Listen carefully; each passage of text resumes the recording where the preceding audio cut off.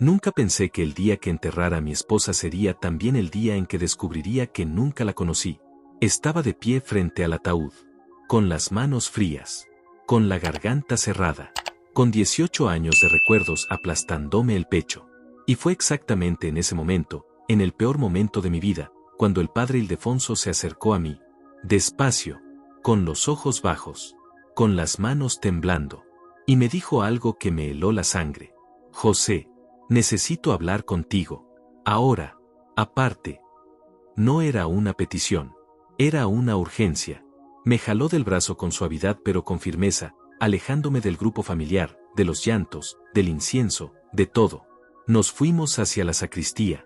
Cerró la puerta, y cuando se volteó a verme, vi algo en sus ojos que nunca había visto en un sacerdote. Miedo. Georgina se confesó conmigo 3 días antes de morir.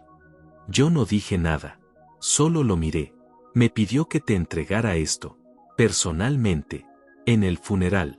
No antes, no después. Sacó un sobre de debajo de su sotana. Grueso. Sellado con cinta. Mi nombre escrito a mano con la letra de Georgina. Esa letra que yo conocía tan bien. Esa letra que había visto en notas de amor, en listas del súper, en tarjetas de cumpleaños. Ahora estaba en un sobre que me temblaba en las manos sin haberlo tocado todavía. Padre, ¿qué me confesó? Él negó con la cabeza. Eso no puedo decírtelo.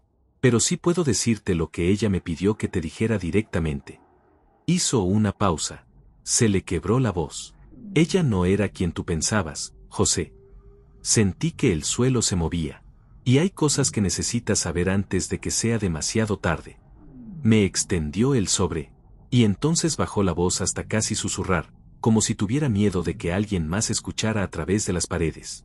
No lo abras aquí. No vayas a casa esta noche. Ve al depósito Santa Cruz. Casillero 9. Esta noche. Solo. Ella dejó algo ahí para ti. Abrí la boca para preguntar algo, lo que fuera, pero en ese momento mi teléfono vibró. Era un mensaje de Víctor. Mi suegro. No hables con nadie en la iglesia. Termina el funeral y ven directo a casa. Es importante. Lo leí 2 veces. 3 veces. Sentí algo extraño en el pecho. Víctor nunca me mandaba mensajes así. Víctor era un hombre de pocas palabras, de apretones de manos secos, de miradas distantes. Nunca me había escrito con esa urgencia, con esa orden. ¿Por qué no quería que hablara con nadie en la iglesia? ¿Había visto al padre Ildefonso jalándome aparte? Guardé el teléfono en el bolsillo. Él sobreseguía en mis manos. Y el padre me miraba como si supiera exactamente lo que yo estaba sintiendo. José. Su voz fue firme esta vez. Esta noche. El depósito. Casillero 9. No se lo digas a nadie. Salí de la sacristía con el sobre escondido dentro de mi saco, pegado al pecho, casi como si lo estuviera protegiendo sin saber todavía de qué. Volví al salón principal. Víctor estaba del otro lado, de pie junto a Margarita, mi suegra. Los dos me miraron al mismo tiempo cuando entré. Y yo vi algo en los ojos de Víctor que nunca antes había notado. No era tristeza. Era vigilancia. Estaba observando cada uno de mis movimientos. Me acerqué a saludarlos como si nada. Le di un abrazo a Margarita, que lloraba en silencio con un pañuelo en la mano. Le di la mano a Víctor. Firme. Seca. Como siempre. ¿Estás bien, José? Me preguntó. Estoy aguantando, le dije. Él asintió, pero sus ojos no me soltaban. Me quedé el resto del funeral como fantasma, escuchando la misa sin escucharla, viendo el ataúd de Georgina sin poder creer que ella estaba ahí adentro, pensando en lo que el padre me había dicho, pensando en el mensaje de Víctor, pensando en ese sobre que quemaba dentro de mi saco como si tuviera fuego. Ella no era quien tú pensabas. ¿Qué significaba eso? ¿Qué me había escondido Georgina? 18 años. 18 años de matrimonio. De desayunos juntos. De peleas y reconciliaciones. De sueños compartidos. De una vida construida ladrillo por ladrillo. ¿Todo eso era mentira? ¿O solo una parte? ¿Cuál parte? Cuando terminó el funeral, Víctor se acercó a mí otra vez. Te espero en casa a las 8. Tenemos que hablar del testamento. Claro, le dije. Ahí estaré. Mentí, porque en ese momento ya había tomado una decisión. No iba a ir a casa de Víctor. No iba a llamar a nadie. No iba a abrir ese sobre hasta estar donde Georgina me había pedido que estuviera. Esa noche fui al depósito Santa Cruz. Encontré el casillero 9. Y lo que había adentro cambió todo lo que yo creía saber sobre mi vida. Manejé durante 40 minutos con el sobre en el asiento del copiloto. No lo abrí. No porque no quisiera, sino porque el padre Ildefonso había sido muy claro, y algo en su voz, algo en la forma en que me lo dijo, me convenció de que había una razón para esperar. Que si Georgina había planeado todo esto con tanto cuidado, con tanto detalle, hasta el punto de pedirle a un sacerdote que me entregara un sobre en su propio funeral, entonces había una razón para que yo llegara al depósito antes de leer cualquier cosa. Así que manejé. Y mientras manejaba, mi cabeza no paraba. Pensaba en Georgina. En los últimos meses. En el hospital. En cómo había cambiado cuando le dieron el diagnóstico. No solo físicamente, eso era inevitable. El cuerpo cambia cuando está en guerra contra sí mismo. Pero había algo más. Una distancia. Una forma de mirarme que yo no sabía descifrar. Hubo noches en que la encontré despierta a las 3 de la mañana, con el teléfono en la mano, y cuando yo me acercaba a ella lo apagaba rápido y me decía que no podía dormir. Yo lo atribuía al miedo, al dolor, a todo lo que implica saber que te estás muriendo. Pero ahora me preguntaba si era otra cosa. Me preguntaba si en esas noches sin dormir ella estaba pensando en cómo contarme lo que el padre Ildefonso ahora me decía que yo necesitaba saber. Mi teléfono vibró de nuevo mientras estaba en el semáforo. Víctor otra vez. José, son las 7:30. Ya vas para acá. No contesté. 2 minutos después, otro mensaje. Margarita está preocupada. Llámame cuando puedas. Lo apagué. Lo puse boca abajo en el asiento. Y seguí manejando. El depósito Santa Cruz quedaba en una zona industrial, de esas que de noche se ven completamente distintas que de día. Bodegas grandes, portones metálicos, poca iluminación. No era el tipo de lugar al que yo hubiera ido voluntariamente a las 8 de la noche, pero aquí estaba. Estacioné frente a la entrada principal. Había un vigilante en la caseta. Un hombre mayor, con cara de pocos amigos, que me miró como si yo fuera lo último que esperaba ver esa noche. Vengo al casillero 9, le dije. Me miró un momento. Luego revisó algo en su cuaderno. Nombre. José. Otro momento de silencio. Pasó el dedo por una lista. Asintió.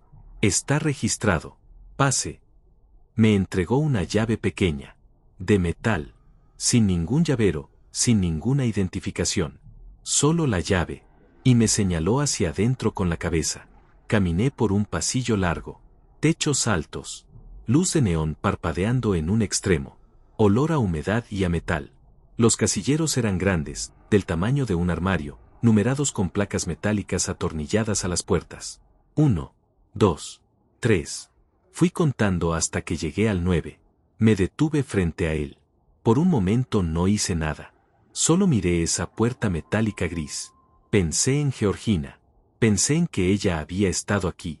Que en algún momento, probablemente mientras yo trabajaba o dormía o vivía mi vida sin sospechar nada, ella había venido a este lugar y había guardado algo para mí. Algo que no podía decirme en vida. Algo que necesitaba que yo encontrara después de que ella se fuera. Metí la llave. Giré. La puerta se abrió con un sonido metálico seco. Adentro había una caja de cartón. Mediana. Cerrada con cinta. Y encima de la caja, pegado con un trozo de cinta transparente, había un papel doblado a la mitad. Lo tomé primero. Lo abrí. Era la letra de Georgina. José, si estás leyendo esto, significa que el padre Ildefonso cumplió su promesa. Significa que llegaste. Significa que decidiste confiar. Gracias. Lo que vas a encontrar en esta caja va a ser difícil. Quizás lo más difícil que hayas vivido. Pero necesitas saberlo. Todo. Porque hay personas que van a intentar que nunca lo descubras. Y una de esas personas ya te mandó un mensaje esta noche pidiéndote que fueras directo a casa. No vayas. Todavía no. Primero lee. Primero entiende. Y por favor, José, por favor, no le digas a nadie lo que vas a encontrar aquí. Todavía no. Confía en mí una última vez. Me tuve que apoyar en la pared.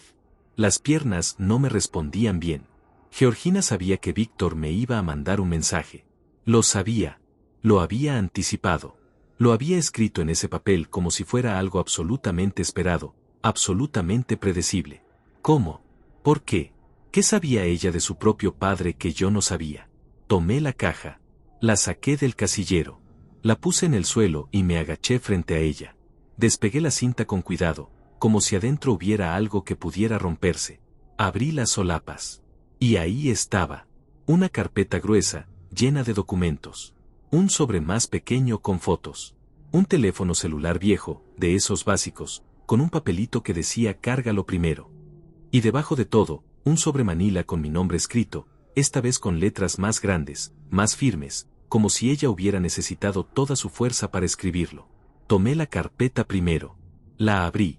Y la primera hoja que vi me dejó sin aire. Era un acta de nacimiento. De Georgina. Pero el nombre del padre no era Víctor. Era otro nombre. Un nombre que yo nunca había escuchado. Un hombre llamado Jeremías. Con apellidos que yo no reconocía. Con una fecha y un lugar de nacimiento que contradecían completamente la historia que Víctor y Margarita siempre me habían contado sobre su familia. Me quedé mirando ese documento durante lo que me parecieron varios minutos. Georgina no era hija de Víctor. Nunca lo había sido. Y sin embargo, Víctor la había criado como suya. Víctor había caminado con ella al altar el día de nuestra boda. Víctor había llorado, o al menos había hecho el gesto de llorar, cuando ella recibió el diagnóstico.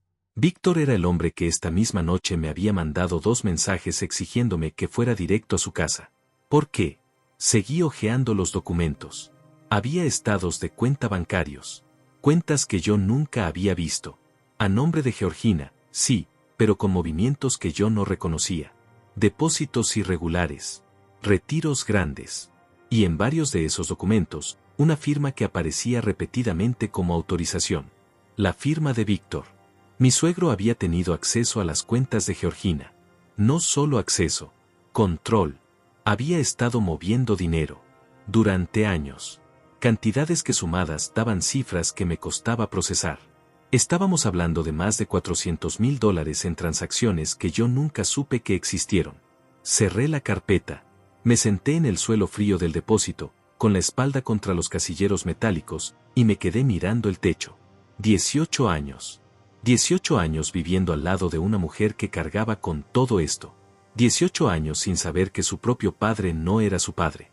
Que alguien controlaba su dinero. Que había una vida entera debajo de la vida que yo creía conocer. Y entonces mi teléfono vibró otra vez. Esta vez no era Víctor. Era un número que yo no tenía guardado. Abrí el mensaje. Decía solo esto: José, soy Lilia, la amiga de Georgina. Sé dónde estás. Sé lo que encontraste. Necesitamos hablar. Esta noche, Georgina me pidió que te contactara si llegabas al depósito. Hay cosas en esa caja que no vas a entender solo. Yo puedo explicarte todo, pero tienes que responderme ahora. Me quedé mirando el mensaje de Lilia durante casi un minuto completo. Lilia. Yo conocía ese nombre. Claro que lo conocía. Era la mejor amiga de Georgina desde la universidad. La mujer que había estado en nuestra boda, que había venido a casa en Navidad más de una vez, que había llorado en el hospital cuando Georgina empeoró. Una mujer de cabello oscuro, siempre con una sonrisa tranquila, de esas personas que parecen saber exactamente qué decir en cada momento. Yo siempre la había visto como parte del paisaje de mi matrimonio. Alguien presente, confiable, sin mayor protagonismo. Pero ahora me estaba escribiendo desde un número desconocido. Sabía dónde estaba yo. Y decía que Georgina le había pedido que me contactara. Respondí el mensaje con una sola palabra: ¿dónde? La respuesta llegó en segundos. Cafetería El Mirador. Calle Constitución 48. En 20 minutos. Ven solo. Guardé la caja en el maletero del carro, cubierta con la manta que siempre traía ahí para emergencias. Cerré el maletero con llave. Y antes de subirme, miré hacia todos lados. El estacionamiento estaba casi vacío. Solo un par de carros más. Nada fuera de lo normal. Pero desde que salí de la iglesia no podía quitarme esa sensación de que alguien me observaba. Como si cada movimiento que yo hacía estuviera siendo registrado por alguien que yo no podía ver. Manejé a la cafetería. Lilia ya estaba ahí cuando llegué. Sentada en la mesa más alejada de la entrada, de espaldas a la pared, con una taza de café entre las manos que no había tocado. Cuando me vio entrar, sus ojos fueron directamente a los míos. No sonrió. No hizo ningún gesto de saludo. Solo me sostuvo la mirada con una expresión que yo no supe descifrar de inmediato. Me senté frente a ella. Ninguno de los dos habló por un momento. Fue ella quien rompió el silencio. ¿Abriste la caja? La empecé a abrir, le dije. Vi el acta de nacimiento. Vi los estados de cuenta. Ella cerró los ojos un segundo. Asintió despacio, como si eso fuera exactamente lo que esperaba escuchar. ¿Cuánto sabes tú, Lilia? Me miró directamente. Todo, dijo. Sé todo, José. Desde hace 3 años. 3 años. 3 años sabiendo algo que yo no sabía. 3 años siendo amiga mía, viniendo a mi casa, sentándose a mi mesa, mirándome a los ojos, y cargando con un secreto que me pertenecía a mí más que a nadie. Sentí algo parecido a la rabia. Pero la contuve, porque necesitaba escuchar. Necesitaba entender antes de reaccionar. Cuéntame, le dije. Lilia tomó aire. Dejó la taza en la mesa. Y empezó a hablar. Me dijo que Georgina le había contado todo hace 3 años, poco después de que el médico le diera el primer diagnóstico. Que había sido como si la enfermedad le hubiera quitado el miedo de encima. Como si saber que el tiempo era limitado la hubiera liberado de algo que había cargado durante demasiado tiempo. Me dijo que Georgina sabía desde los 19 años que Víctor no era su padre biológico. Que su madre, Margarita, se lo había confesado en un momento de debilidad, durante una pelea, y que después lo había negado durante años. Que Georgina nunca pudo probar nada porque los documentos originales habían desaparecido. Que Víctor nunca supo que ella lo sabía. Y que Georgina había vivido toda su vida adulta fingiendo que no sabía nada, porque Víctor era un hombre con mucho poder, con muchas conexiones, y ella sabía perfectamente de lo que era capaz cuando se sentía amenazado. ¿De qué era capaz Víctor?, pregunté. Lilia dudó un momento. Víctor tiene negocios que no son limpios, José. Nunca lo han sido. Él siempre se presentó como empresario, como hombre de bien, como el padre ejemplar. Pero hay dinero en su historia que no tiene origen claro. Y parte de ese dinero pasó por las cuentas de Georgina sin que ella lo autorizara. Vi los estados de cuenta, dije. Más de $400,000. Más, dijo Lilia. Lo que está en esa carpeta es solo lo que Georgina pudo documentar. Ella calcula que en total fueron cerca de $700,000 a lo largo de 10 años. Víctor usaba sus cuentas para mover dinero. Georgina era su pantalla. Y ella no se enteró hasta que un contador que trabajaba con Víctor, un hombre que tenía miedo, le filtró información hace 4 años. Sentí que el café que me habían traído sin pedirlo se enfriaba frente a mí sin que yo lo tocara. ¿Por qué no me lo dijo a mí? Lilia me miró con algo que parecía compasión, pero también con algo más duro. Porque tenía miedo de lo que tú harías. No de ti, José, no me malentiendas. Ella sabía que tú eras buena persona. Pero precisamente por eso tenía miedo. Porque sabía que si tú lo sabías, irías directo a confrontar a Víctor. Y Víctor no es el tipo de hombre con el que se confronta de frente sin consecuencias. Me quedé en silencio, pensando en Georgina. En esas noches en que la encontré despierta con el teléfono en la mano.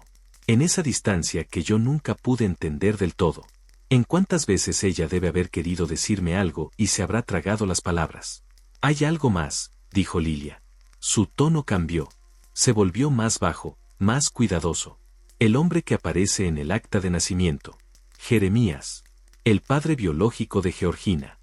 ¿Qué hay con él? Está vivo. No esperaba eso. Georgina lo encontró. Hace 2 años. Lo buscó en silencio, sin decirle a nadie, y lo encontró. Vivía en otra ciudad. Un hombre mayor, solo, que nunca supo que había tenido una hija porque Margarita le ocultó el embarazo. Cuando Georgina apareció en su puerta, él se desmayó del impacto. Lo conoció. Se vieron 3 veces antes de que ella empeorara demasiado para viajar. Y en esas 3 veces, Jeremías le contó algo que lo cambia todo. Lilia metió la mano en su bolso y sacó un sobre. Pequeño. Blanco. También con mi nombre escrito a mano. Pero esta vez no era la letra de Georgina. Era una letra que yo no reconocía. Jeremías escribió esto para ti. Georgina se lo pidió. Él no sabe exactamente quién eres, solo sabe que eres el esposo y que necesitas leerlo. Tomé el sobre. ¿Qué me va a decir ese hombre que yo no sepa ya? Lilia puso las manos sobre la mesa. Me miró fijo. Que Víctor sabía desde el principio que Georgina no era su hija. Que el acuerdo entre Víctor y Margarita no fue de amor ni de compasión. Fue un trato. Víctor accedió a reconocer a Georgina como suya a cambio de algo. Algo que Jeremías descubrió después y que estuvo a punto de costarle la vida. Me levanta el sobre del sobre frente a mis ojos. Adentro está el nombre de lo que Víctor recibió a cambio de fingir ser el padre de Georgina durante 43 años. Y en ese momento, antes de que yo pudiera abrir el sobre, mi teléfono volvió a sonar. Era Víctor. Esta vez no era un mensaje. Era una llamada. Lilia lo vio en mi pantalla. Y su expresión cambió completamente. No lo contestes, me dijo en voz baja pero firme. Todavía no. Si contestas ahora, sin saber todo, él va a controlar la conversación. Y tú vas a perder la única ventaja que tienes en este momento. Lo dejé sonar. Sonar. Hasta que se cortó. Y en el silencio que quedó después, abrí el sobre de Jeremías. La letra de Jeremías era pequeña y apretada, como la de alguien que ha pasado la vida tratando de decir mucho en poco espacio. Leí despacio, con Lilia frente a mí, en silencio, sin quitarme los ojos de encima. La carta empezaba con una disculpa. Un hombre mayor pidiéndole perdón a un desconocido por cosas que habían pasado antes de que ese desconocido existiera en su vida. Jeremías decía que no esperaba comprensión, que solo esperaba que yo leyera hasta el final antes de juzgar, que lo que iba a contarme no era fácil de escribir y que probablemente no iba a ser fácil de leer, pero que Georgina se lo había pedido, y que después de haberla conocido, aunque fuera tarde, aunque fueran solo 3 encuentros, él era incapaz de negarle nada a esa mujer. Seguí leyendo. Jeremías contaba que había conocido a Margarita hace más de 45 años, que habían tenido una relación corta pero intensa, que él era joven, sin dinero, sin apellido, sin nada que ofrecer más que sus ganas de salir adelante, que Margarita quedó embarazada y que cuando él se enteró, quiso hacerse responsable, quiso quedarse, quiso construir algo, pero Margarita ya conocía a Víctor. Y Víctor tenía dinero. Víctor tenía una familia con nombre, con propiedades, con conexiones en lugares donde las conexiones importan. Víctor era todo lo que Jeremías no era. Y Margarita tomó una decisión. Pero no fue una decisión limpia. Jeremías escribía que Víctor sabía del embarazo desde el principio, que Margarita se lo confesó antes de aceptar casarse con él, y que Víctor, lejos de rechazarla, lejos de alejarse, propuso un trato. Él reconocería a la niña como suya, la criaría, le daría su apellido, la presentaría al mundo como su hija legítima, a cambio de una sola cosa. Jeremías escribía que tardó años en entender cuál había sido esa cosa, que lo descubrió de manera accidental, a través de un conocido que trabajaba en registros notariales, y que cuando lo descubrió, intentó hablar con Margarita, intentó hacer algo, pero ya era demasiado tarde y él no tenía ningún poder legal ni social para enfrentarse a un hombre como Víctor.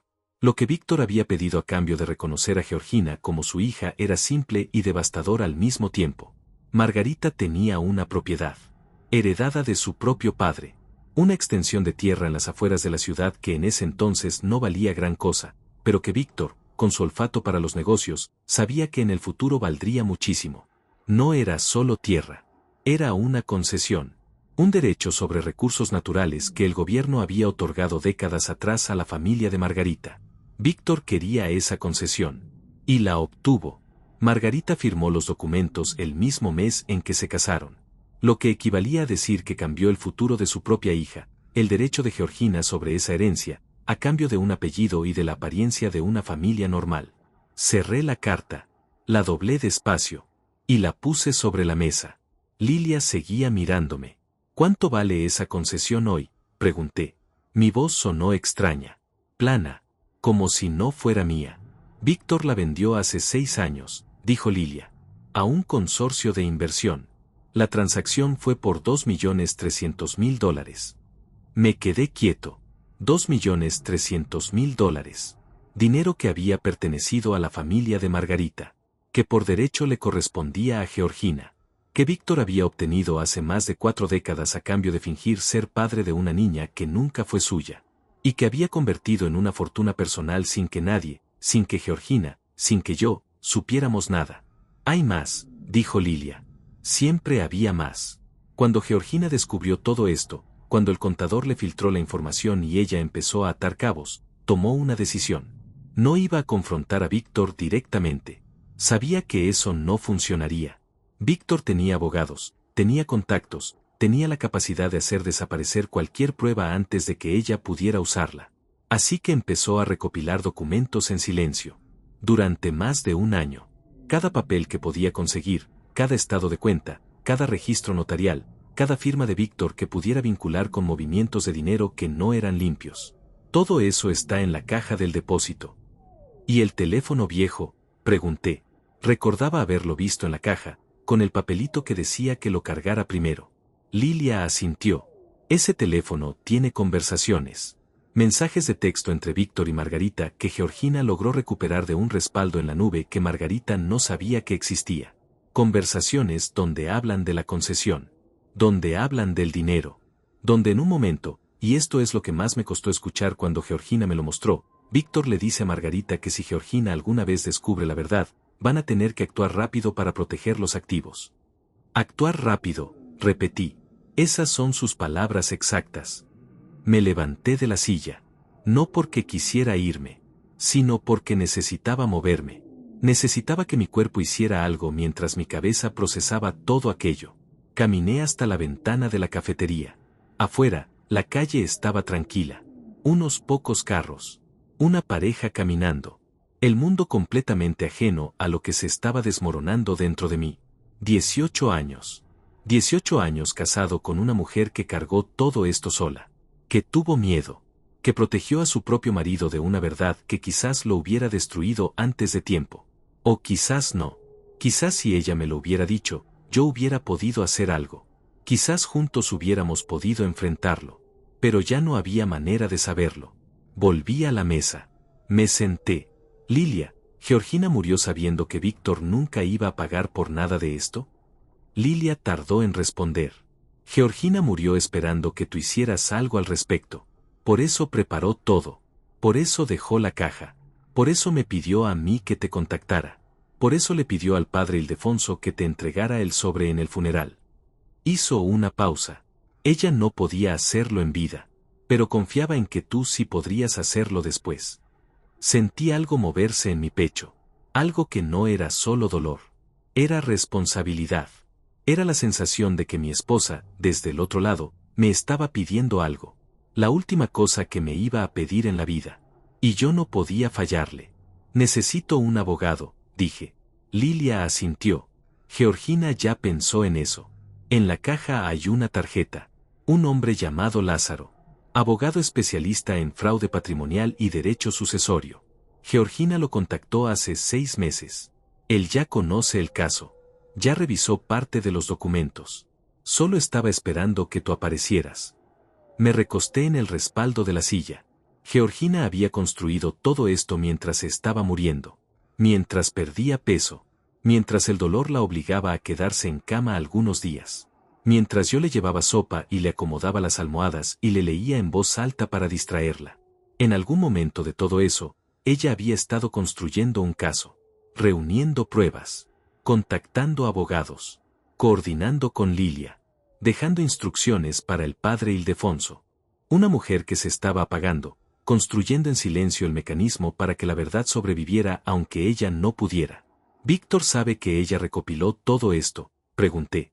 No estamos seguros, dijo Lilia. Pero algo sospecha.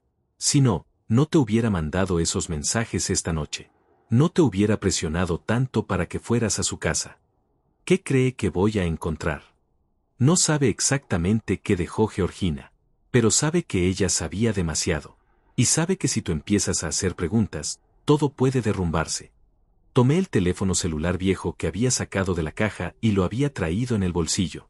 Lo puse sobre la mesa, sin cargarlo todavía. ¿Qué hay en este teléfono además de los mensajes? Lilia lo miró. Audios. ¿Qué tipo de audios? Georgina grabó una conversación con Víctor. Hace 8 meses. Cuando él fue al hospital a visitarla. Ella lo provocó sutilmente, le hizo preguntas, y él dijo cosas que nunca debió decir. Cosas que con los documentos de la carpeta y los mensajes del teléfono construyen algo muy sólido.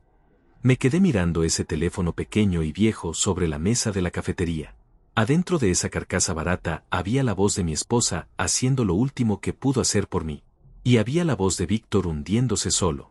Esa noche no dormí. Llegué a casa pasada la medianoche, con la caja del maletero bajo el brazo, con el teléfono viejo cargándose en el enchufe del carro durante el camino, con la cabeza girando a una velocidad que no me permitía pensar en una sola cosa por más de 30 segundos seguidos. Puse la caja sobre la mesa del comedor. La misma mesa donde Georgina y yo habíamos desayunado miles de veces. La misma mesa donde habíamos armado rompecabezas en las noches de lluvia, donde habíamos discutido por cosas que ahora me parecían ridículas, donde ella se había sentado a leer con los lentes puestos y una taza de té que siempre dejaba enfriar antes de tomársela. Me senté en su silla. No en la mía. En la de ella. No sé por qué lo hice. Supongo que necesitaba sentir algo concreto en medio de tanta confusión. Abrí la carpeta de documentos otra vez. Esta vez con calma. Sin el impacto de la primera vez. Con la intención de leer todo, de entender todo, de no dejar pasar ningún detalle. Estuve 3 horas revisando papeles. Y lo que encontré fue peor de lo que yo había imaginado. No solo había estados de cuenta con movimientos irregulares.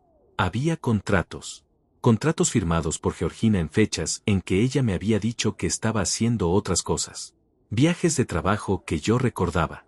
Fines de semana donde yo me quedé en casa y ella fue a visitar a sus padres.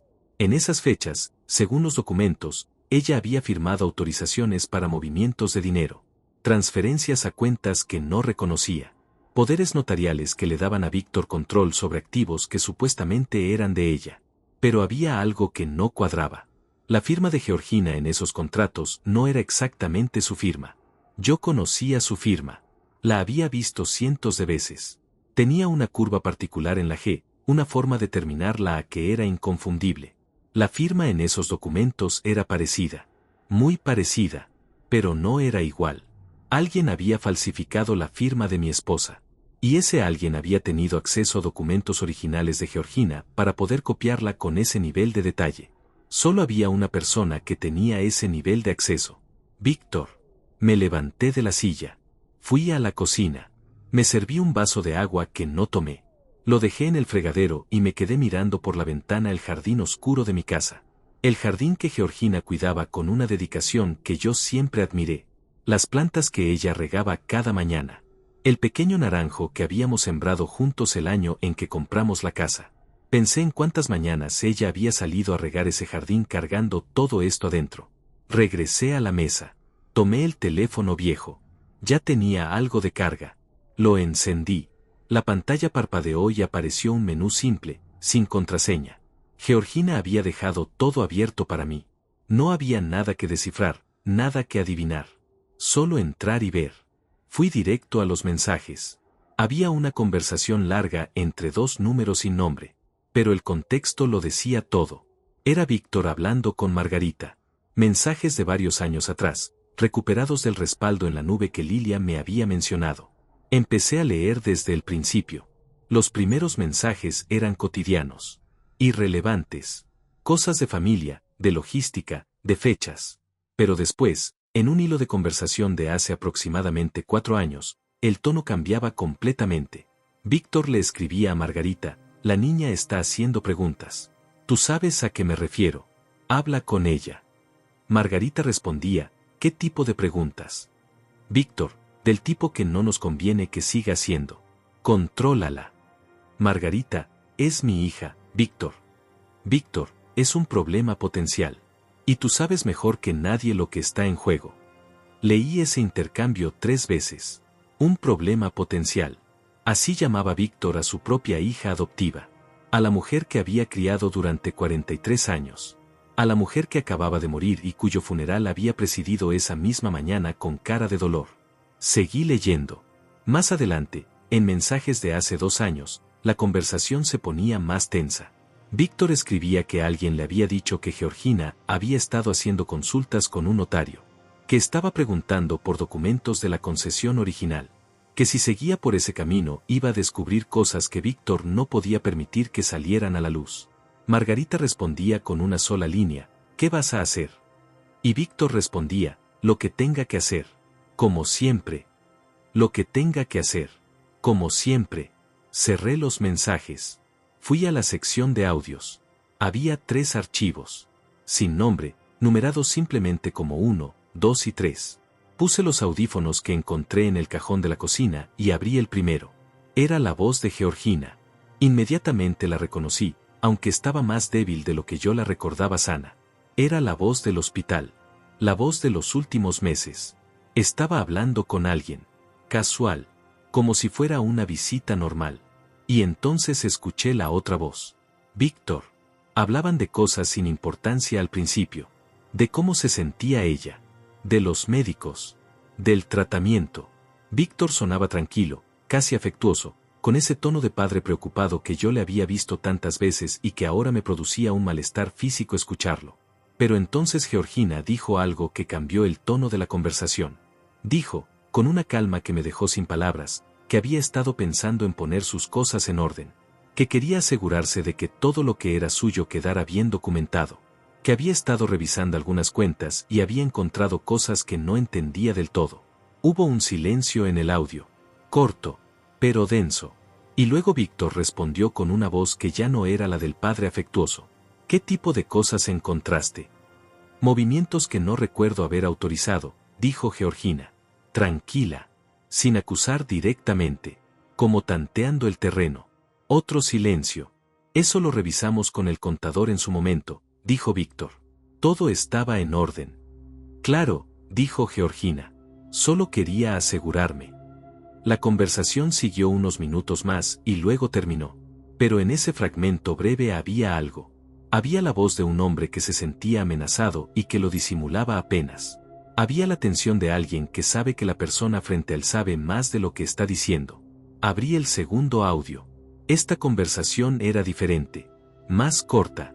Más directa. Era Georgina hablando sola, como si estuviera grabando un mensaje para alguien. Para mí, entendí después. Decía, José, si estás escuchando esto, quiero que sepas que no te oculté todo esto para protegerme a mí. Te lo oculté para protegerte a ti. Víctor es un hombre que ha pasado 40 años construyendo una imagen que no corresponde a lo que realmente es. Y ha hecho cosas que todavía no entiendo completamente, para mantener esa imagen intacta. Tengo miedo de lo que podría hacerte si supiera que sabes. Pero también sé que si no dejas esto documentado, si no hay nadie que lo sepa después de que yo me vaya, él va a salir impune. Y eso no lo puedo permitir. Así que confío en ti. Confío en que vas a ser más inteligente que él. Más paciente. Que no vas a ir a confrontarlo de frente y darle la oportunidad de destruir todo antes de que puedas usarlo. Te amo, José. Y lo siento. Lo siento más de lo que puedo decirte en esta grabación. Me quité los audífonos. Los puse sobre la mesa. Y me quedé sentado en la silla de Georgina, en la madrugada, en el silencio de una casa que todavía olía a ella, procesando el hecho de que mi esposa me había amado tanto que había gastado sus últimas fuerzas en construir una verdad que yo pudiera usar cuando ella ya no estuviera. No lloré. Quería llorar. Pero no pude. Porque en algún momento entre el segundo y el tercer audio, algo en mí había cambiado. El dolor seguía ahí. Iba a estar ahí por mucho tiempo. Pero debajo del dolor había algo más firme. Algo que Georgina había despertado con sus palabras grabadas en ese teléfono barato. Abrí el tercer audio. Y lo que escuché en ese último archivo fue lo que terminó de convertir mi tristeza en algo completamente distinto. Era una conversación telefónica. Grabada sin que la otra persona lo supiera. La voz de Georgina desde el hospital, y al otro lado, una voz que yo no esperaba escuchar. No era Víctor. Era Margarita. Y lo que Margarita le decía a su propia hija enferma, en lo que debería haber sido una llamada de amor y de apoyo, era esto: Georgina, por favor. Deja las cosas como están. Ya no importa. Ya es demasiado tarde para cambiar nada. No hagas que esto se complique más. Tu padre tiene muchas cosas en juego. Y si empiezas a remover todo esto, las consecuencias no van a ser solo para él. Me estás amenazando, mamá, decía Georgina. Tranquila. Increíblemente tranquila. Margarita tardaba en responder. Te estoy pidiendo que pienses en la familia. Yo estoy pensando en la familia, decía Georgina. Solo que no en la misma familia que tú. Y ahí terminaba el audio. Apagué el teléfono. Me levanté. Fui al cuarto. Me senté en el borde de la cama. En mi lado. Esta vez en mi lado. Y tomé el teléfono personal. Busqué el contacto de Lilia. Le escribí un mensaje. Mañana necesito conocer a Lázaro. La respuesta llegó en menos de un minuto, a pesar de la hora. A las 10 de la mañana. Yo te paso la dirección. Cerré el teléfono. Y por primera vez desde que el padre Ildefonso me había jalado del brazo en la iglesia, sentí algo parecido a la claridad. Víctor había pasado 40 años creyendo que era el hombre más inteligente en cualquier habitación en la que entrara. Estaba a punto de descubrir que se había equivocado. Lázaro tenía una oficina pequeña en el tercer piso de un edificio que desde afuera no parecía gran cosa. Sin letrero llamativo. Sin recepcionista elegante. Sin de esos despachos de abogados que intentan impresionarte antes de que abras la boca. Solo una puerta de madera con su nombre en una placa metálica simple, una sala de espera con 3 sillas y una planta que necesitaba agua, y adentro, detrás de un escritorio cubierto de carpetas y papeles organizados en un desorden que claramente solo él entendía, un hombre de unos 50 años con lentes de armazón gruesa, camisa sin corbata y una mirada que te analizaba antes de que terminaras de entrar. Me dio la mano. Firme. Sin exagerar. José, siéntese. Lilia ya estaba ahí, sentada en una de las 2 sillas frente al escritorio, con un café en la mano que Lázaro debía haberle ofrecido antes de que yo llegara. Me senté a su lado. Lázaro se acomodó los lentes. Abrió una carpeta que tenía frente a él. Y sin preámbulos, sin condolencias innecesarias, sin ese tono suave que la gente usa cuando cree que tienes que ser tratado con cuidado, me habló directo. Georgina me contactó hace 6 meses. Me mandó digitalizados algunos de los documentos que usted encontró en el depósito. Los revisé. Pedí opinión a un colega especialista en derecho notarial. Y le voy a decir lo que le dije a ella en su momento. Hay un caso sólido. Pero hay que construirlo bien, porque el hombre contra el que vamos a ir tiene recursos, tiene contactos, y va a pelear. ¿Cuánto tiempo necesitamos?, pregunté. Depende de lo que usted me traiga hoy. Abrí la mochila que había traído con la carpeta de documentos, el teléfono viejo y los sobres. Los puse sobre el escritorio. Lázaro los observó sin tocarlos todavía. Está todo aquí. Todo lo que había en el casillero, dije. Más una carta de un hombre llamado Jeremías. El padre biológico de Georgina. Lázaro asintió despacio. Georgina me habló de él. ¿La carta es manuscrita? Sí. Bien. Un documento manuscrito con contenido testimonial tiene valor probatorio si podemos corroborarlo con otras fuentes. Y según lo que Georgina me adelantó, hay suficiente material aquí para corroborar casi todo. Extendió la mano. ¿Me permite? Le pasé la carpeta primero. Lázaro empezó a hojear en silencio. De vez en cuando se detenía en una hoja. La inclinaba hacia la luz. Hacía una pequeña anotación en un bloc que tenía a su derecha. No decía nada. Solo leía y anotaba. Lilia y yo nos miramos un par de veces durante ese silencio. Ella me hizo un gesto pequeño con la cabeza, como diciéndome que esperara, que tuviera paciencia. Después de varios minutos, Lázaro cerró la carpeta. Las firmas falsificadas son el punto más fuerte, dijo. Si conseguimos un perito calígrafo que certifique que esas firmas no son de Georgina, tenemos fraude documental. Eso es materia penal, no solo civil. Víctor no puede defenderse de eso con abogados corporativos. Eso va a una fiscalía. ¿Y el dinero?, pregunté. Los $400,000 en movimientos irregulares. Más lo que no está documentado aquí, según lo que Georgina me indicó, estamos hablando de una cifra cercana a los $700,000. Eso es fraude patrimonial agravado. Y si logramos vincular esos movimientos con la concesión original, con la venta de $2,300,000 que usted ya conoce, entonces estamos hablando de un caso que puede incluir cargos por enriquecimiento ilícito. Sentí el peso de esos números en la habitación. $700,000 robados a mi esposa. $2,300,000 por una concesión que nunca debió ser de Víctor. Y Georgina había vivido toda su vida adulta sin ver un solo centavo de nada de eso. ¿Qué necesita de mí ahora?, pregunté. Lázaro entrelazó los dedos sobre el escritorio. 3 cosas. Primera, no confrontar a Víctor. Nada de llamadas, nada de mensajes, nada de visitas. Si él se siente presionado antes de que tengamos todo listo, va a mover los activos que le queden y va a ser mucho más difícil recuperarlos. Entendido. Segunda, necesito que ese teléfono lo analice un técnico de mi confianza. Si los audios y los mensajes están bien preservados y podemos certificar su autenticidad, ese teléfono solo puede valer más que todo el resto del material junto. Le pasé el teléfono sin dudarlo. Tercera cosa. Hizo una pausa. Jeremías. Necesito hablar con él. En persona. Su testimonio sobre el trato original entre Víctor y Margarita, corroborado con el acta de nacimiento y los documentos notariales de la concesión, cierra el círculo completo. Sin él, tenemos fraude. Con él, tenemos fraude más una historia de 40 años de manipulación que ningún juez va a poder ignorar. ¿Puedo contactarlo yo?, pregunté. Primero dígame si tiene manera de ubicarlo. Lilia tiene el contacto, dije. Lilia asintió. Yo me encargo de hablar con él primero, dijo. Lo conozco un poco por lo que Georgina me contó. Jeremías es un hombre mayor que ha vivido con culpa durante décadas. Si alguien puede convencerlo de hablar formalmente, soy yo. Lázaro asintió. Bien. Entonces esto es lo que hacemos. Se levantó.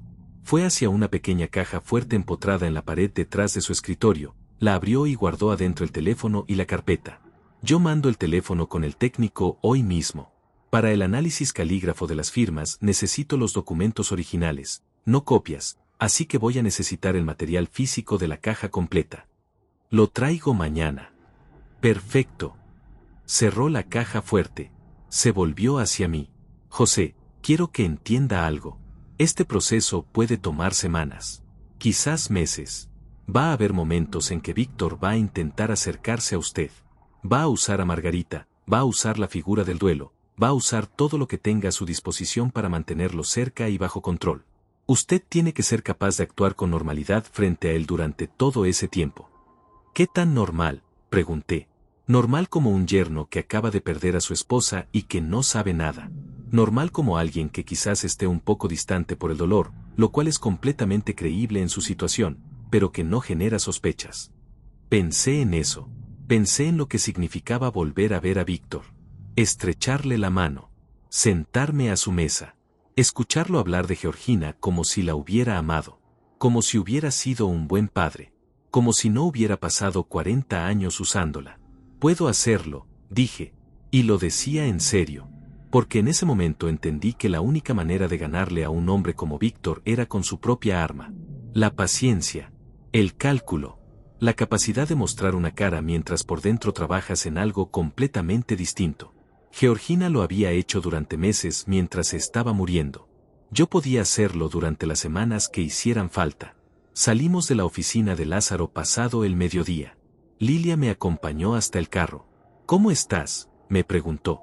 Era la primera vez desde la noche anterior que alguien me preguntaba eso de verdad. Estoy funcionando, le dije. Ella asintió. Entendió. Víctor te va a llamar hoy, dijo. Lleva 2 días sin poder controlarte y eso lo pone nervioso. Lo sé. ¿Qué le vas a decir?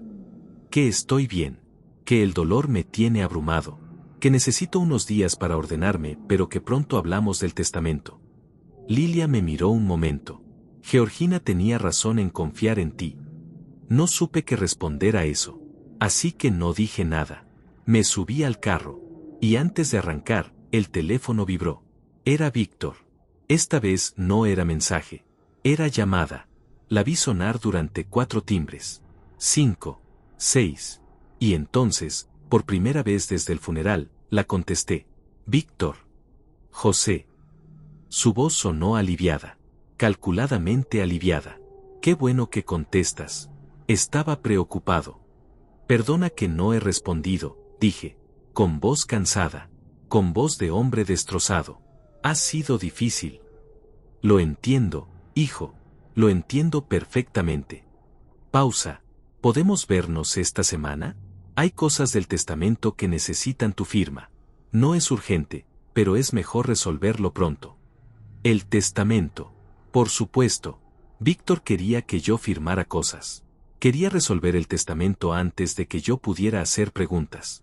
Antes de que yo pudiera revisar con calma lo que había. Antes de que alguien más pudiera intervenir. Claro, le dije. Esta semana nos vemos. ¿El jueves te parece bien? El jueves perfecto. Bien. Aquí en casa. A las 6 de la tarde. Margarita va a preparar algo de cenar.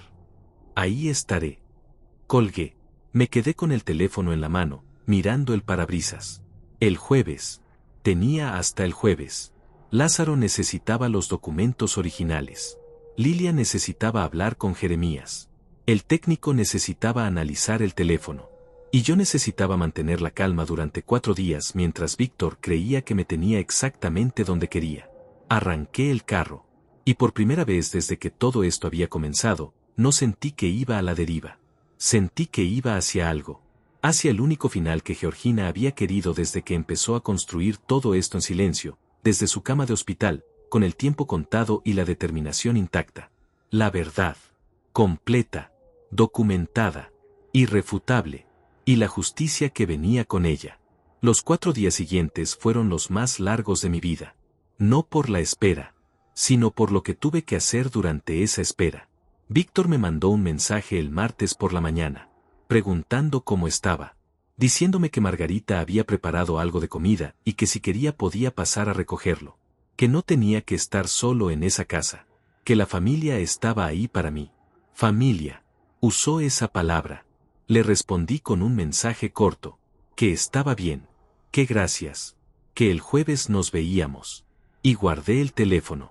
Lo que Víctor no sabía era que mientras él me mandaba mensajes de condolencia cargados de una preocupación que no sentía, yo había pasado el lunes entero con Lázaro revisando cada documento de la caja. Que el técnico ya había extraído los audios y los mensajes del teléfono viejo y los había certificado como archivos originales no manipulados. Que Lilia había hablado con Jeremías y que el hombre había accedido a viajar para reunirse con Lázaro en persona antes del jueves. Víctor creía que me tenía paralizado por el dolor. Y en parte tenía razón. El dolor estaba ahí. No había manera de apagarlo. Cada vez que entraba a la cocina y veía la taza de Georgina en el escurridor, cada vez que encontraba uno de sus libros abierto en la página donde lo había dejado, cada vez que el jardín me recordaba sus manos entre las plantas, el dolor aparecía con una fuerza que me obligaba a detenerme y respirar. Pero el dolor y la determinación pueden coexistir. Georgina me lo había enseñado sin saberlo. El miércoles por la mañana, Lázaro me llamó. Jeremías llegó anoche. Hablamos esta mañana durante 2 horas. Su voz sonaba diferente, más densa, como cuando alguien acaba de escuchar algo que cambia el tamaño de un caso. José, necesito que venga a la oficina esta tarde. Lo que este hombre me contó en persona va mucho más allá de lo que estaba en su carta. Llegué a la oficina de Lázaro a las 4 de la tarde. Jeremías estaba sentado en la silla donde yo me había sentado 2 días antes. Era un hombre de unos 70 años, delgado, con el cabello completamente blanco y unas manos que descansaban sobre sus rodillas con la quietud de alguien que ha aprendido a cargar pesos sin moverse demasiado. Cuando entré me miró, y en sus ojos vi algo que reconocí de inmediato porque era lo mismo que yo llevaba cargando desde el funeral. Culpa.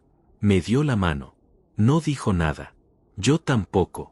Nos sentamos. Lázaro cerró la puerta. Jeremías, dijo Lázaro, le agradezco que haya accedido a repetir frente a José lo que me contó esta mañana. El hombre asintió despacio, tomó aire, y habló. Me dijo que después de que Margarita lo dejó, después de que desapareció de su vida llevándose el embarazo que él nunca supo que había llegado a término, él intentó seguir adelante. Se casó con otra mujer. Tuvo una vida.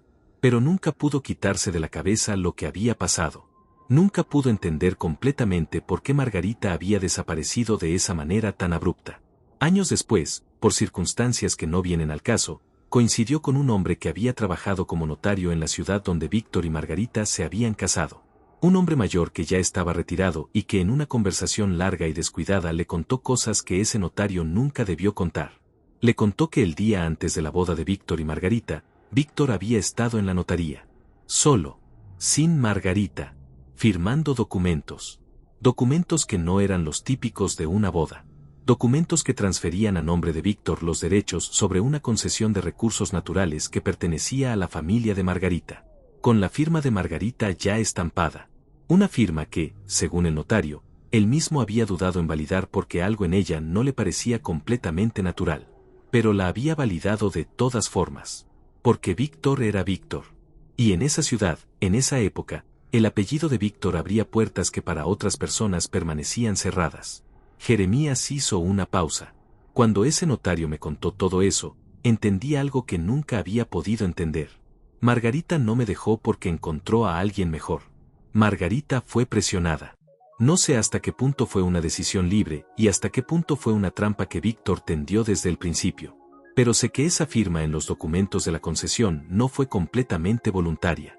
Y sé que el precio que Margarita pagó por esa presión fue pasar el resto de su vida atada a un hombre que sabía demasiado sobre ella. La habitación quedó en silencio. Miré a Lázaro. ¿Eso es corroborable?, pregunté. El notario murió hace años, dijo Lázaro. Pero los documentos existen. Y si lo que Jeremías dice sobre la firma de Margarita es cierto, un perito calígrafo puede determinarlo. Igual que determinó que las firmas de Georgina en los contratos posteriores eran falsificadas, puede determinar si la firma de Margarita en la transferencia original de la concesión fue hecha bajo coacción o fue alterada. ¿Cuánto tiempo toma eso?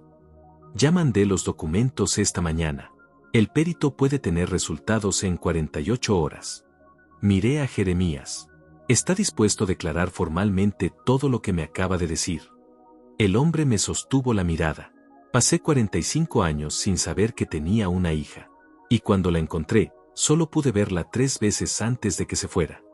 Su voz no tembló. Era la voz de alguien que ha procesado el dolor durante tanto tiempo que ya lo tiene integrado. Lo menos que puedo hacer por ella ahora es decir la verdad. Salí de la oficina de Lázaro con algo que no había tenido en toda la semana. Certeza. No solo tenía los documentos. No solo tenía los audios. No solo tenía los mensajes entre Víctor y Margarita. Ahora tenía un testigo. Un hombre real, con nombre y apellido, con una historia que conectaba todos los puntos desde el principio.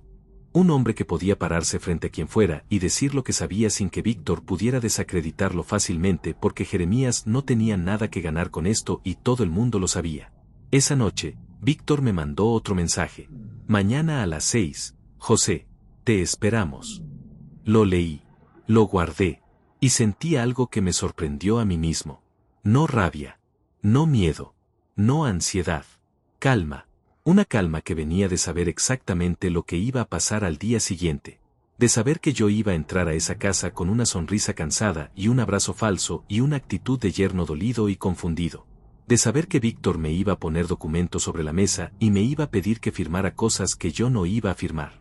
De saber que Margarita me iba a servir comida que yo iba a comer sin probar realmente. De saber que toda esa escena doméstica y familiar iba a ser una mentira perfecta representada por 2 personas que sabían exactamente lo que la otra estaba haciendo. Pero con una diferencia fundamental. Víctor creía que él era el único que sabía todo. Y yo sabía que él estaba equivocado. Antes de dormir, le escribí un mensaje a Lázaro. ¿Listo para mañana? Respondió en menos de 2 minutos. Todo en orden.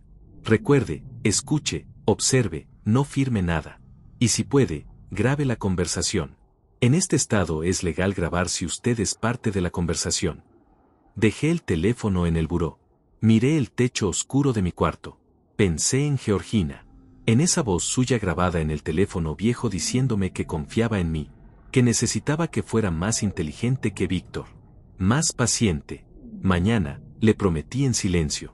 Mañana empezaba el final de todo esto. Llegué a casa de Víctor a las 6 en punto. Me estacioné frente a la entrada. Me quedé un momento dentro del carro. Respiré. Revisé que el teléfono estuviera grabando. Lo había activado antes de salir de mi casa, metido en el bolsillo delantero de mi saco, con la pantalla apagada y el volumen en 0. Lázaro me había explicado exactamente cómo hacerlo. Cómo asegurarme de que el audio quedara limpio. Cómo posicionarme en la conversación para que las voces se captaran bien. Me bajé del carro. Toqué el timbre. Margarita abrió la puerta. Tenía los ojos hinchados de llorar, o al menos esa era la impresión que daba. Me abrazó con fuerza. Me dijo que me veía pálido, que tenía que comer, que la casa estaba fría desde que Georgina no estaba.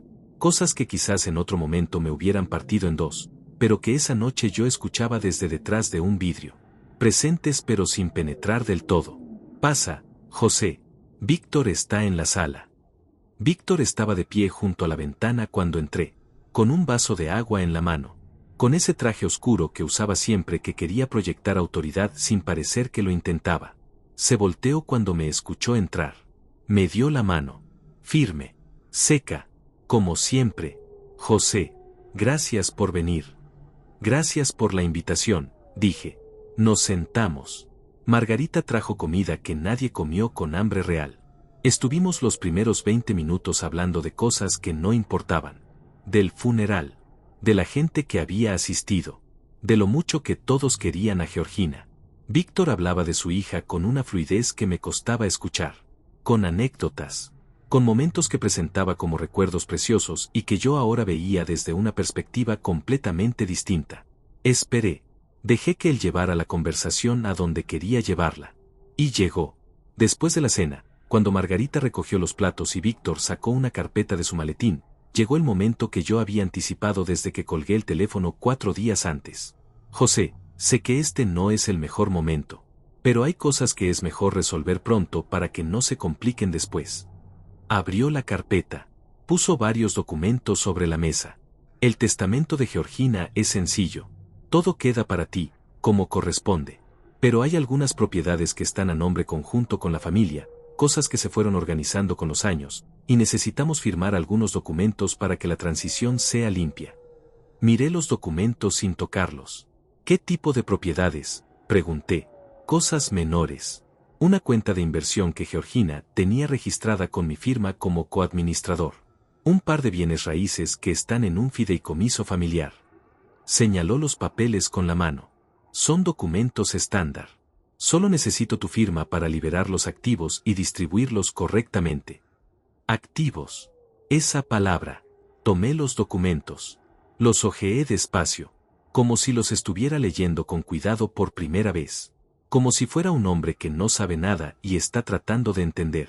Pero yo sabía exactamente lo que eran. Eran documentos que, si yo los firmaba, transferían el control de lo que quedaba de las cuentas de Georgina directamente a Víctor. Que eliminaban cualquier rastro de coadministración. Que le daban el acceso limpio y legal a activos que, según Lázaro, todavía sumaban cerca de $120,000 en cuentas que yo ni siquiera sabía que existían hasta que revisamos la carpeta del depósito. Puedo llevármelos para revisarlos con calma, dije. Víctor parpadeó. Solo una vez. Pero yo lo vi. Son documentos estándar, José. No hay nada complicado.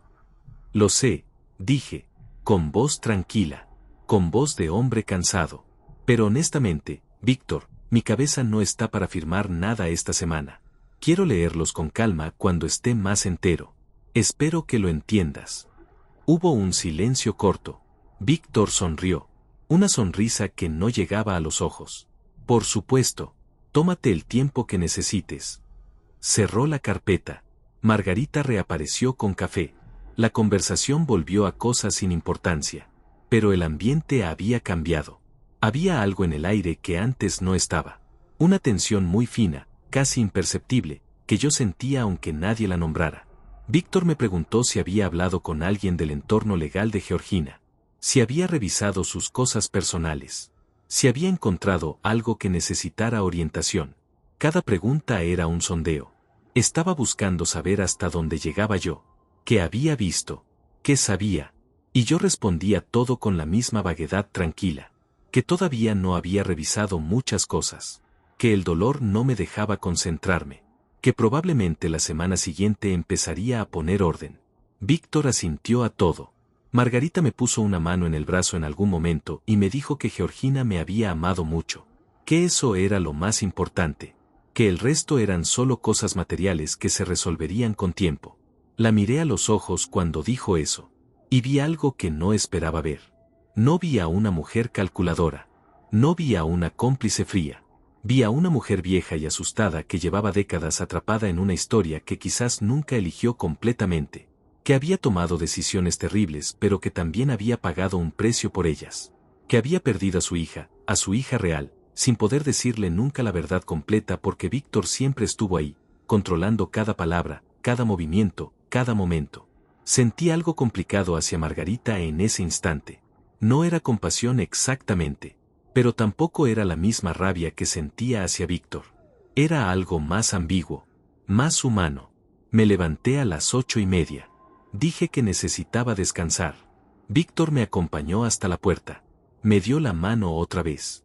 Me dijo que cualquier cosa que necesitara, lo que fuera, no dudara en llamarlo. Gracias, Víctor, dije. Lo miré a los ojos. Por un segundo, solo un segundo, quise decirle todo. Quise ver su cara cuando entendiera que yo sabía. Que llevaba días sabiendo. Que había un abogado, documentos certificados, un testigo, audios, mensajes.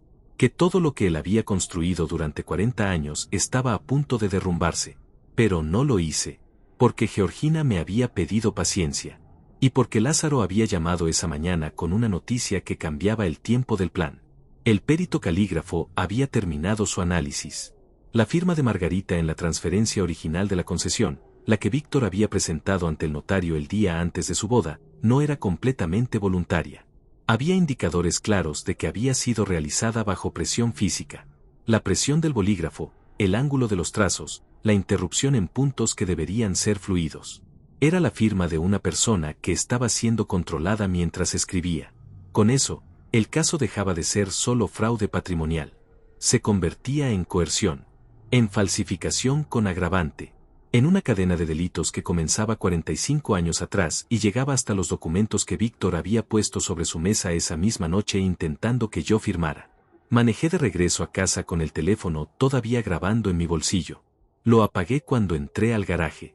Le mandé un mensaje a Lázaro. No firmé nada. Tengo el audio de la conversación completa. Víctor intentó exactamente lo que pensábamos. La respuesta llegó rápido. Perfecto. Mañana a primera hora nos reunimos. Jeremías sigue aquí. El perito entrega el informe firmado esta tarde. José, estamos listos. Entré a la casa.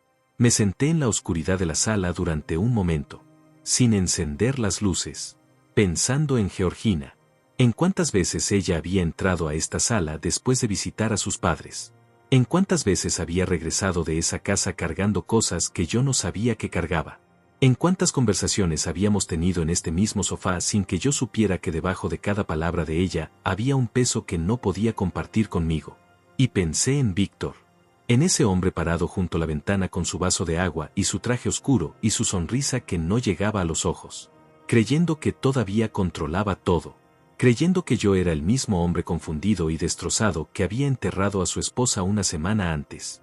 Sin saber que esa misma noche, mientras me servía café y me preguntaba si había revisado las cosas de Georgina, yo tenía en el bolsillo una grabación que Lázaro iba a usar para completar el expediente más importante de su carrera.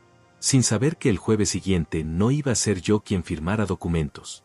Iba a ser él quien respondiera preguntas. Frente a las personas correctas. Con todas las pruebas sobre la mesa. Lázaro presentó el expediente completo un jueves por la mañana. No en casa de Víctor. En la oficina del Ministerio Público.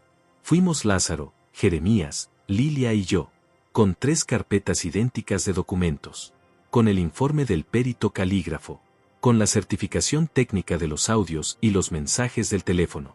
Con los estados de cuenta. Con las firmas falsificadas. Con el acta de nacimiento original de Georgina. Con la carta de Jeremías. Con todo. Lázaro había coordinado la cita con un fiscal que conocía de casos anteriores. Un hombre serio, de pocas palabras, que nos recibió en una sala pequeña y que escuchó todo el expediente durante casi 2 horas sin interrumpir. Que hizo preguntas precisas. Que pidió copias de todo. Que al final cerró su carpeta y dijo algo que yo no olvidaré. Esto es suficiente para abrir una investigación formal. No fue un grito. No fue un momento dramático de película. Fue una frase dicha en voz baja, en una sala sin ventanas, por un hombre que llevaba años viendo casos de fraude y que reconocía cuando uno era sólido. Fue suficiente. Salimos del Ministerio Público pasado el mediodía. El sol estaba alto. La calle era ruidosa y normal como cualquier otro jueves. Y yo estaba de pie en la banqueta con Lázaro a mi lado y Lilia detrás de nosotros y Jeremías un paso más atrás, mirando el suelo con esa quietud suya de hombre que ha cargado demasiado durante demasiado tiempo. Nadie dijo nada por un momento. Fue Lilia quien habló primero. Georgina estaría orgullosa. No respondí, pero la escuché. Y algo en esas 4 palabras hizo lo que el dolor no había podido hacer en días. Se me cerró la garganta. Se me llenaron los ojos. Y tuve que mirar hacia arriba, hacia ese cielo absurdamente azul y tranquilo, para no derrumbarme ahí mismo en la banqueta. Jeremías se acercó a mí. Me puso una mano en el hombro. Sin decir nada. Solo eso. Y yo lo dejé. Porque a veces el silencio de alguien que entiende vale más que cualquier palabra. La investigación avanzó con una rapidez que Lázaro mismo admitió que no esperaba. Dijo que cuando un expediente llega completo, cuando no hay huecos que llenar ni pruebas que buscar, cuando todo está documentado y certificado desde el primer día, los engranajes institucionales se mueven de manera diferente. Víctor fue citado a declarar 12 días después de nuestra visita al Ministerio Público. Yo no estuve presente en esa citación. No tenía que estarlo. Pero Lázaro me llamó esa tarde para contarme cómo había ido. Me dijo que Víctor había llegado con 2 abogados. Que había entrado a la sala con la misma seguridad de siempre. Con ese porte de hombre que sabe que tiene recursos y que cree que los recursos son suficientes para cualquier cosa. Que esa seguridad había durado exactamente hasta que el fiscal puso el primer documento sobre la mesa. El acta de nacimiento de Georgina. Lázaro me dijo que Víctor había mirado ese documento en silencio durante varios segundos. Que uno de sus abogados había intentado decir algo y que Víctor lo había callado con un gesto de la mano. Que había pedido agua. Que le habían traído agua. Y que cuando empezaron a aparecer los estados de cuenta, los contratos con las firmas falsificadas, el informe del perito calígrafo, la certificación de los audios, Víctor había dejado de hablar completamente. No porque sus abogados le dijeran que guardara silencio, sino porque no había nada que decir. 45 años de construcción cuidadosa. 45 años de apellido, de imagen, de poder social acumulado ladrillo por ladrillo. Derrumbándose en una sala sin ventanas frente a un fiscal que leía documentos en voz baja y hacía anotaciones sin levantar la vista. Víctor fue imputado esa misma tarde.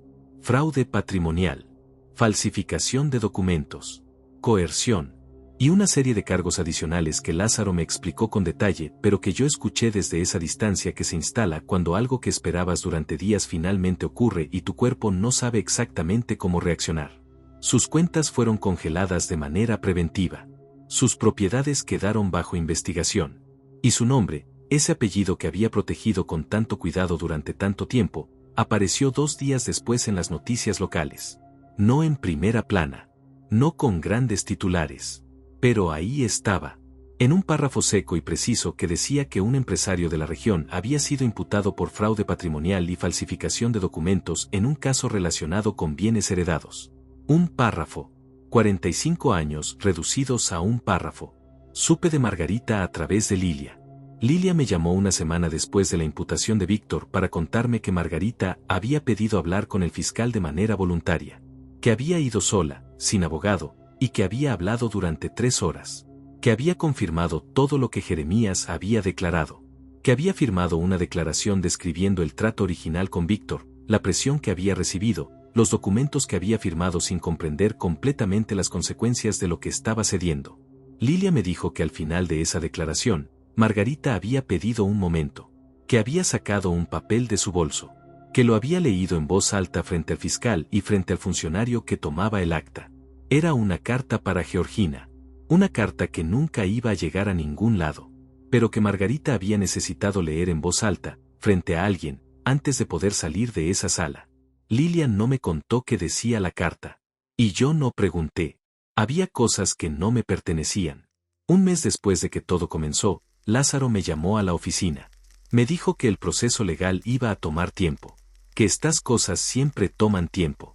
Que Víctor tenía recursos y que sus abogados iban a pelear cada punto del expediente. Que yo tenía que prepararme para un proceso largo y a veces frustrante. Pero también me dijo algo más.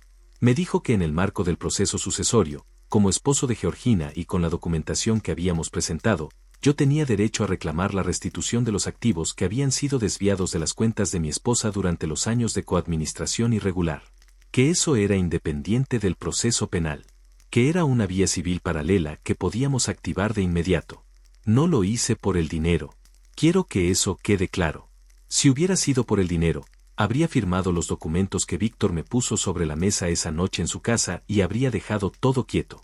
Habría sido más fácil. Habría sido más rápido. Lo hice porque Georgina me lo había pedido. Porque una mujer que se estaba muriendo había gastado sus últimas fuerzas en construir una verdad que no podía quedarse en silencio. porque había confiado en mí para que esa verdad sobreviviera. Y porque yo no podía mirarme en el espejo el resto de mi vida sabiendo que tuve la oportunidad de hacer algo y elegí no hacerlo. La última noche antes de que Lázaro presentara la vía civil, fui al jardín. Me senté en la banca de madera que Georgina y yo habíamos comprado juntos en un mercado de pulgas hace 15 años. La que ella había pintado de azul porque decía que el azul la hacía sentir tranquila. La que estaba debajo del naranjo que habíamos sembrado juntos el año en que compramos la casa. El naranjo tenía naranjas. Pequeñas todavía. Verdes. Pero ahí estaban. Me quedé mirándolas durante un buen rato. Pensé en Georgina. En todo lo que cargó. En todo lo que me protegió. En todo lo que construyó en silencio para que yo pudiera hacer algo cuando ella ya no estuviera. Pensé en que el amor a veces no se parece a lo que uno espera. A veces el amor se parece a una caja en un depósito. A un sobreentregado con manos temblorosas. A un teléfono viejo cargado de voces que no querían perderse. Saqué el teléfono personal. Fui a la galería de fotos. Encontré una que tenía de Georgina de hacía 2 años. Antes de que todo empezara. Antes del diagnóstico, antes del hospital, antes de todo. Estaba en este mismo jardín, con los lentes puestos, con una taza de té en la mano, mirando hacia algún punto fuera del encuadre de la foto con una expresión que yo en su momento no supe descifrar. Ahora sí la entendía. Era la expresión de alguien que sabe cosas que no puede decir, que carga con un peso que no puede soltar todavía, pero que a pesar de todo, a pesar del miedo y del secreto y de la enfermedad que todavía no llegaba pero que quizás ya se intuía, estaba ahí, presente, con su taza de té, con su jardín, con su vida. Cerré la foto, guardé el teléfono, y me quedé sentado bajo el naranjo hasta que oscureció completamente. No sé cuánto tiempo estuve ahí. Sé que cuando me levanté, algo había cambiado en mí. No de manera dramática. No de esa forma en que las películas muestran los momentos de transformación, con música y luz especial y un gesto significativo. Fue más silencioso que eso. Fue simplemente la sensación de que el hombre que se había sentado en esa banca al anochecer y el hombre que se levantó cuando llegó la oscuridad no eran exactamente el mismo. Uno todavía estaba esperando entender. El otro ya sabía lo suficiente para seguir. Entré a la casa, prendí las luces, y por primera vez en semanas, no sentí que la casa estaba vacía. Sentí que todavía había algo de Georgina en cada rincón. En las plantas, en los libros, en la taza azul del escurridor, en el naranjo del jardín que seguía creciendo aunque ella ya no estuviera para regarlo. Algunas personas te aman de maneras que solo entiendes cuando ya no están. Georgina me amó así, y lo que ella construyó en silencio, con sus últimas fuerzas, desde una cama de hospital, fue la prueba más grande de ese amor. Yo solo tuve que tener el valor de llegar al casillero 9. El resto, ella ya lo había preparado todo.